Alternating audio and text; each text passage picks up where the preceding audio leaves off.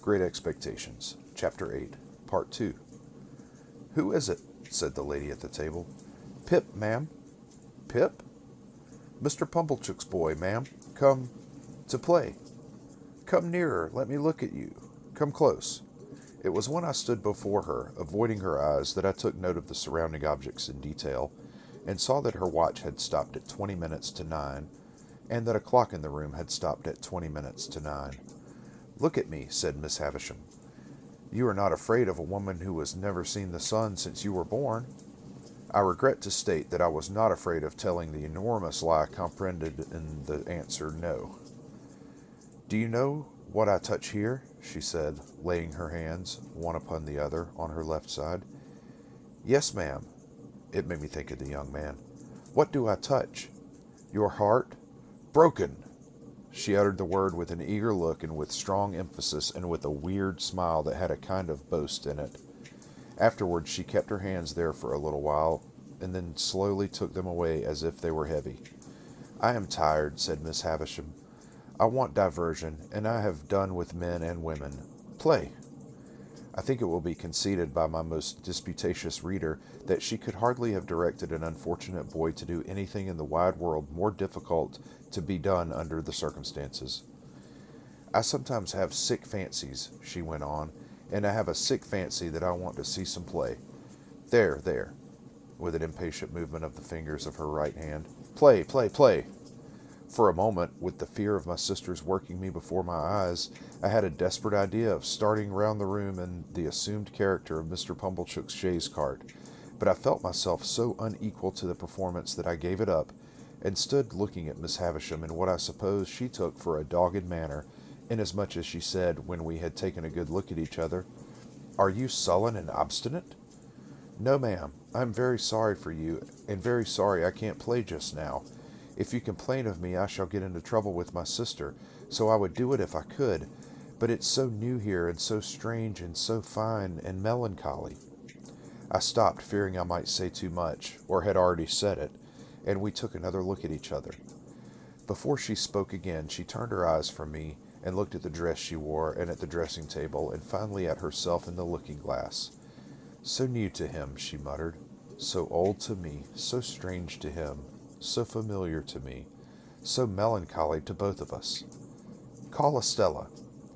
As she was still looking at the reflection of herself, I thought she was still talking to herself, and kept quiet.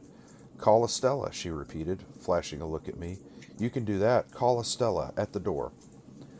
To stand in the dark in a mysterious passage of an unknown house, bawling Estella to a scornful young lady neither visible nor responsive, and feeling it a dreadful liberty so to roar out her name, was almost as bad as playing to order. But she answered at last, and her light came along the dark passage like a star. Miss Havisham beckoned her to come close, and took up a jewel from the table, and tried its effect upon her fair young bosom and against her pretty brown hair. "Your own one day, my dear, and you will use it well. Let me see you play cards with this boy." "With this boy? Why, he is a common labouring boy." I thought I overheard Miss Havisham answer, only it seemed so unlikely, "Well, you can break his heart." "What do you play, boy?" asked Estella of myself, with the greatest disdain. "Nothing but beggar my neighbour, miss." "Beggar him," said Miss Havisham to Estella, so we sat down to cards.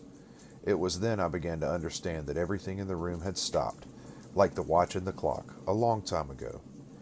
I noticed that Miss Havisham put down the jewel exactly on the spot from which she had taken it up. As Estella dealt the cards, I glanced at the dressing table again, and saw that the shoe upon it, once white, now yellow, had never been worn. I glanced down at the foot from which the shoe was absent, and saw that the silk stocking on it, once white, now yellow, had been trodden ragged. Without this arrest of everything, this standing still of all the pale, decayed objects, not even the withered bridal dress on the collapsed form could have looked so like grave clothes, or the long veil so like a shroud. So she sat, corpse-like, as we played at cards, the frillings and trimmings on her bridal dress looking like earthly paper. I knew nothing then of the discoveries that are occasionally made of bodies buried in ancient times, which fall to powder in the moment of being distinctly seen, but I have often thought since that she must have looked as if the admission of the natural light to her day would have struck her to dust. "He calls the knaves jacks, this boy," said Estella with disdain, before our first game was out. "And what coarse hands he has, and what thick boots!" I had never thought of being ashamed of my hands before, but I began to consider them a very indifferent pair.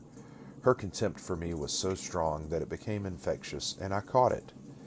She won the game, and I dealt. I misdealt, as was only natural, when I knew she was lying in wait for me to do wrong, and she denounced me for a stupid, clumsy laboring boy. "You say nothing of her," remarked Miss Havisham to me as she looked on. "She says many hard things of you, but you say nothing of her. What do you think of her?" I don't like to say," I stammered. "Tell me in my ear," said Miss Havisham, bending down. "I think she is very proud," I replied in a whisper. "Anything else?" "I think she is very pretty." "Anything else?" "I think she is very insulting." She was looking at me then with a look of supreme aversion. "Anything else?" "I think I should like to go home." "And never see her again, though she is so pretty?" "I'm not sure that I shouldn't like to see her again, but I should like to go home now." "You shall go soon," said Mrs. Havisham, aloud. "Play the game out." Saving for the one weird smile at first, I should have felt almost sure that Miss Havisham's face could not smile.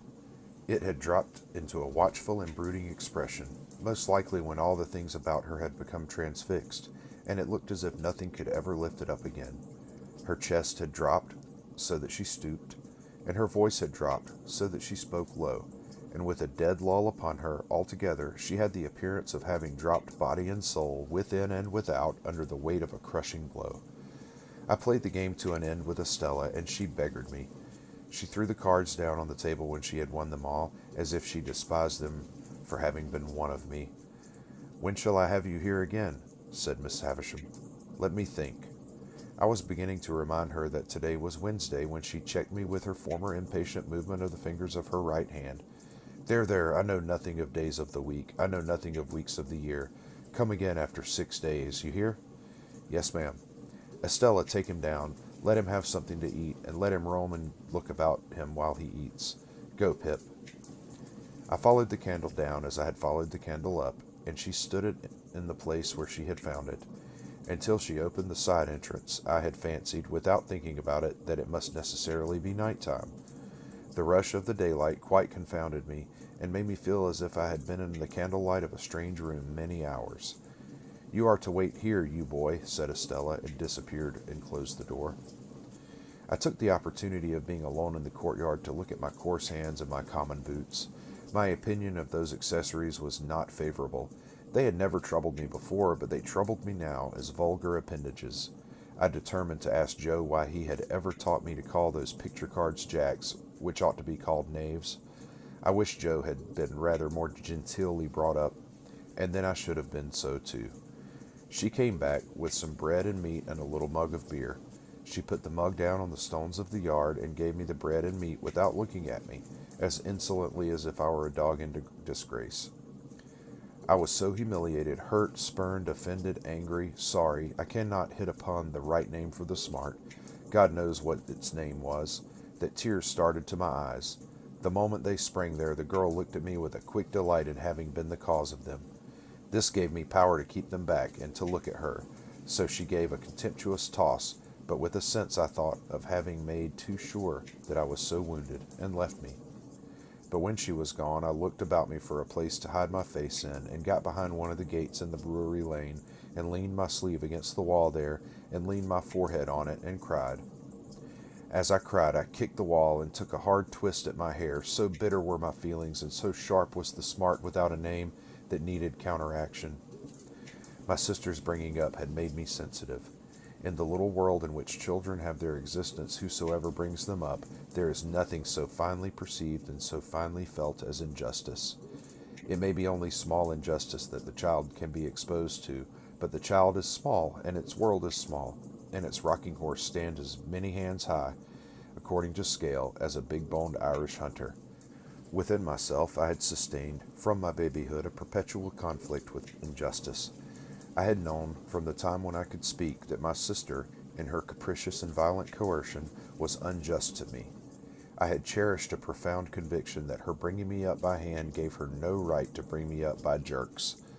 Through all my punishments, disgraces, fasts, and vigils, and other penitential performances, I had nursed this assurance, and to my communing so much with it, in a solitary and unprotected way, I in great part referred the fact that I was morally timid and very sensitive. I got rid of my injured feelings for the time by kicking them into the brewery wall and twisting them out of my hair, and then I smoothed my face with my sleeve and came from behind the gate. The bread and meat were acceptable, and the beer was warming and tingling, and I was soon in spirits to look about me. To be sure, it was a deserted place, down to the pigeon house in the brewery yard, which had been blown crooked on its pole by some high wind, and would have made the pigeons think themselves at sea if there had been any pigeons there to be rocked by it. But there were no pigeons in the dovecot, no horses in the stable, no pigs in the sty, no malt in the storehouse, no smell of grains and beer in the copper or the vat. All the uses and scents of the brewery might have evaporated with its last reek of smoke. In a by-yard there was a wilderness of empty casks, which had a certain sour remembrance of better days lingering about them. But it was too sour to be accepted as a sample of the beer that was gone, and in this respect I remember those recluses as being like most others. Behind the furthest end of the brewery was a rank garden with an old wall, not so high but that I could struggle up and hold on long enough to look over it and see that the rank garden was the garden of the house, and that it was overgrown with tangled weeds, but that there was a track upon the green and yellow paths as if someone sometimes walked there, and that Estella was walking away from me even then. But she seemed to be everywhere, for when I yielded to the temptation presented by the casks and began to walk on them, I saw her walking on them at the end of the yard of casks. She had her back towards me, and held her pretty brown hair spread out in her two hands, and never looked round, and passed out of my view directly. So in the brewery itself, by which I mean the large paved, lofty place in which they used to make the beer, and where the brewing utensils still were, when I first went into it, and rather oppressed by its gloom, stood near the door looking about me, I saw her pass among the extinguished fires, and ascend some light iron stairs, and go out by a gallery high overhead, as if she were going out into the sky. It was in this place, and at this moment, that a strange thing happened to my fancy. I thought it a strange thing then, and I thought it a stranger thing long afterwards. I turned my eyes, a little dimmed by looking up at the frosty light, towards a great wooden beam in a low nook of the building near me on my right hand, and I saw a figure hanging there by the neck. A figure all in yellow white, but with one shoe to the feet, and it hung so that I could see that the faded trimmings of the dress were like earthly paper, and that the face was Miss Havisham's, with a movement going over the whole countenance as if she were trying to call to me. In the terror of seeing the figure, and in the terror of being certain that it had not been there a moment before, I at first ran from it, and then ran towards it, and my terror was greatest of all when I found no figure there. Nothing less than the frosty light of the cheerful sky, the sight of people passing beyond the bars of the courtyard gate, and the reviving influence of the rest of the bread and meat and beer would have brought me round. Even with those aids, I might not have come to myself as soon as I did, but that I saw Estella approaching me with the keys to let me out.